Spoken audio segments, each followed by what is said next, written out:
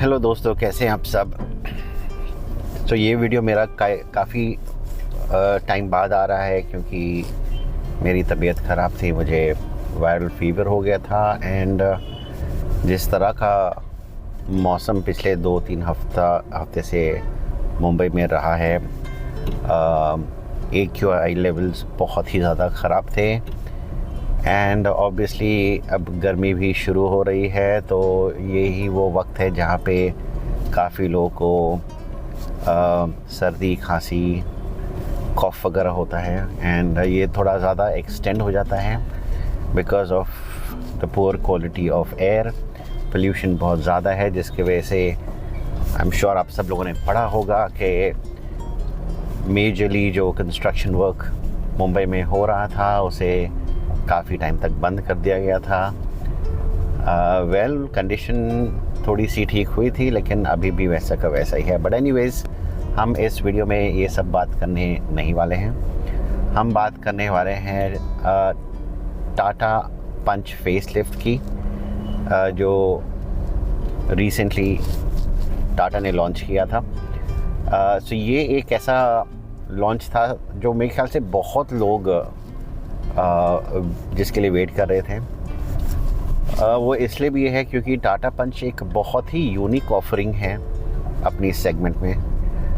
एक micro SUV segment बोल सकते हैं, जो बहुत ही यूनिक है। I mean of course we have the Hyundai Xtra, लेकिन Hyundai Xtra फिर भी एक मिनी एसयूवी की तरह मैं उसे नहीं देखता हूँ। ऑल्दो नो डाउट वो गाड़ी बहुत ही अच्छी है। उसका इंजन जो है बहुत ही ज़्यादा स्मूथ है, इंटीरियर क्वालिटी काफ़ी अच्छी है based on the segment it belongs to. लेकिन जो आपको एक एसयूवी का फील मिलता है वो अनमैच्ड है विथ टाटा पंच, स्पेशली इस सेगमेंट में। सो यस, इसके लिए मैं इसे एक बहुत यूनिक ऑफरिंग बोलता हूँ। एंड सही में जब आप इस गाड़ी में बैठते हैं, स्पेशली जो ड्राइविंग सीट है, तो आपको डेफिनेटली महसूस होगा कि आप ऑब्वियसली एक सेगमेंट बड़ी गाड़ी में बैठ रहे हैं। एंड इस फेसलिफ्ट के साथ टाटा ने बहुत सारी चीज़ें डायरेक्टली नेक्सॉन से लेके इसमें ऐड की हैं। सो उस सब चीज़ों के बारे में आज हम बात करेंगे। तो चलिए शुरू करते हैं इसकी एक्सटीरियर से, जो काफ़ी सिमिलर है compare to the outgoing Tata Punch. कुछ डिफरेंसेस हैं जो आपको आगे बम्पर एरिया में दिखाई देगा और थोड़ा बहुत टेल सेक्शन में दिखाई देगा।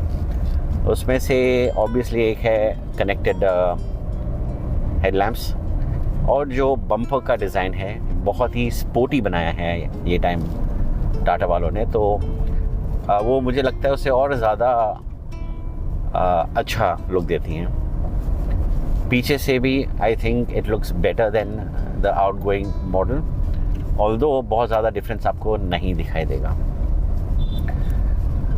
इंटीरियर्स की बात करें तो इंटीरियर्स में भी जो डुअल टोन पहले टाटा पंच के साथ मिलता था वही यहाँ पे कंटिन्यू किया गया है। सो वहाँ पे भी आपको बहुत ज़्यादा डिफरेंस नहीं दिखाई देगा। डिफरेंस कहाँ दिखाई देगा वो है उसके स्टीयरिंग व्हील से, जो जैसे मैंने कहा डायरेक्टली टाटा नेक्सॉन से लिया गया है। एग्जैक्टली सेम स्टीयरिंग है।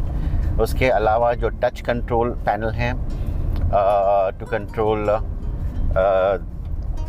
The AC, the blower and जो 360 डिग्री कैमरा है, सेंट्रल लॉकिंग सिस्टम है, वो जो टच पैनल है वो भी एग्जैक्टली टाटा नेक्सॉन से लिया गया है। सो अगेन,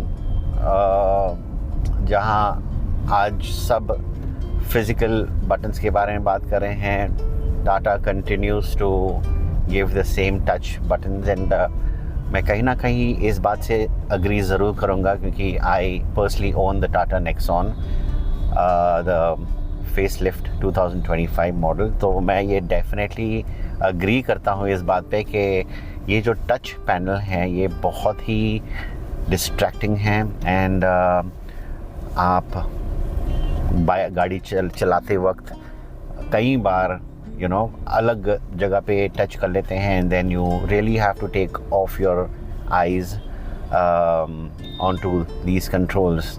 So ये कहीं ना कहीं distracting हो जाता है. Physical buttons obviously any day is much better than these touch controls. Although ये touch panels काफ़ी futuristic दिखती होंगी definitely and is in line with the way the technology is going ahead. लेकिन जब practicality की बात करें तो मुझे लगता है कि there is no alternative to physical buttons, especially in cars. They are quite okay if it comes to touch screens. मैं फिर भी समझ सकता हूँ, लेकिन कुछ ऐसे चीज़ें हैं जो मुझे लगता है हम मैनुअली फिज़िकल बटन से ही कंट्रोल करें तो वो ज़्यादा अच्छा है. चलो कम से कम टाटा ने इतना तो किया. कई गाड़ियों में मैंने आजकल देखा है कि ये जो टच पैनल्स हैं या जो फिज़िकल बटन्स हैं वो कम्प्लीटली निकाल दी गई हैं और वो सारे के सारे जो कंट्रोल्स हैं वो जो सेंटर कंसोल होता है या जो इंफोटेनमेंट सिस्टम होता है उसमें डाल दी गई हैं. And that is really absurd. I mean I don't really understand what is the logic behind doing something like this. But any which ways this is what you get with the new Tata Punch facelift. इसके अलावा एक और चीज़ मुझे बहुत अच्छी लगी जो again Tata Nexon से ली गई है, वो है ये अंडर थाई सपोर्ट जो दोनों आगे के पैसेंजर्स और रेयर पैसेंजर्स में अब अवेलेबल की गई हैं. सो इससे ऑफ कोर्स आपका जो लॉन्ग ट्रैवल होंगी उसमें आपको डेफिनेटली ज़्यादा कंफर्ट मिलेगा and it will be easier to travel long distances. और बाकी जो इंफोटेनमेंट सिस्टम है वो भी कहीं ना कहीं जो टाटा नेक्सॉन का जो टॉप मॉडल है जो 12 इंच का स्क्रीन है वो भी डायरेक्टली वहीं से ली गई हैं. In all, I think the changes that they have done made a lot of sense for the facelift of Tata Punch. एक और चीज़ जो ऑब्वियसली हायर ट्रिम्स में आपको मिलेंगे वो है the big digital console for the driver. वो एक अच्छी चीज़ है. उसके अलावा रेयर पैसेंजर्स के लिए आपको सेंटर आर्मरेस्ट मिलता है. सो ये हैं कुछ इंटीरियर्स में जो आपको चेंजेस दिखाई देंगी. इसके अलावा let's talk about the main thing about the facelift, and that is obviously the engine. Now I'll call it engines because we have two different engines this time. Obviously जो पहले टाटा पंच आती थी वो नेचुरली एस्पिरेटेड इंजन 1.2 लीटर का जो है वो continue किया गया है जो CNG में भी आपको मिलेगा.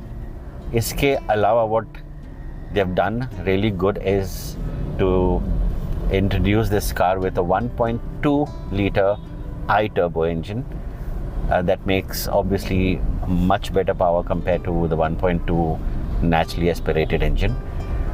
So I think that's the engine to go for अगर आप ड्राइविंग enthusiast हैं and आपको वो थोड़ा सा एक्स्ट्रा पावर टाटा पंच से चाहिए होगा. एंड मोर ओवर ये इंजन आपको फ़ायदा तभी भी करेगा अगर आपका ड्राइविंग हाईवे पे ज़्यादा है. नाउ मैं ये भी सोच रहा था कि काश इस गाड़ी को इन्होंने एक डीजल इंजन दिया होता, भले ही वो थोड़ा सा एक छोटा साइज़ का इंजन होता तो ये गाड़ी बहुत ही ज़्यादा बढ़िया हो सकती थी. Because I am sure people who plan to buy a car like Punch would love to take it out on highways, on rough roads. And उस वक्त जो डीजल का जो टॉर्क है उसके साथ इस गाड़ी को चलाने में बड़ा मज़ा आएगा. सो ये था मेरा overall understanding of the Tata Punch facelift. इसे इंट्रोड्यूस किया गया है 5.59 लाख रुपीज़ एक शोरूम के प्राइस पे, एंड मुझे लगता है कि ये काफ़ी अच्छा स्टार्टिंग पॉइंट है फॉर टाटा पंच। उसके बाद मेरे ख्याल से टाटा पंच ईवी भी लॉन्च हुई है, एंड अब मैंने इसके इनिशियल जो हो एड्स देखे थे, I was quite shocked to see that it was or is capable of doing more than 500 kilometers। वो मुझे honestly ठीक से शायद समझ भी नहीं आया, but in real world I think it's still up to 300 and that is what is being tested by people। लेकिन शुरुआत में I was honestly very confused कि यार इतनी छोटी गाड़ी को इन लोगों ने ऐसा क्या कर दिया कि it can do 500 plus kilometres, and trust me that will be like a dream come true, क्योंकि ये पॉसिबल सिर्फ महंगी गाड़ियों के साथ ही है। अभी छोटी जो अफोर्डेबल कार्स हैं ईवीज़, उनके साथ इस तरह के किलोमीटर्स करना अभी तो पॉसिबल बिल्कुल भी नहीं है, unless you probably get the XEV। सो ये मेरा मेजर कंसर्न था, and yes it's doing may be 300 odd kilometers and I think it's still not bad at all। सो उसका मैं डेफिनेटली एक अलग से वीडियो बनाऊंगा जिस पे मैं बात करूंगा कि ये जो नई टाटा पंच ईवी है, how is it better than the previous one, and इसमें क्या क्या चेंजेस किए गए हैं। So for this video I think will end it here. This was basically for those who are waiting to get their hands on the new Tata Punch facelift 2026। और अगर आपको ये वीडियो इन्फॉर्मेटिव लगा हो और अगर आपको किसी भी तरह कोई क्वेश्चंस हो इसके बारे में, so please put your comments and your questions in the comments below. And yup, next video मेरी आने वाली है अगेन एक नई कार पे जो रिसेंटली लॉन्च हुई है, and that is the Kia Seltos। तो please stay tuned if you want to know more about that car, and yep, till then please subscribe to my channel. If you enjoyed the video, please hit the like button and share the video with your friends or family members who wish to buy new cars so they can get help from my videos. All right, till the next video, take care, bye bye.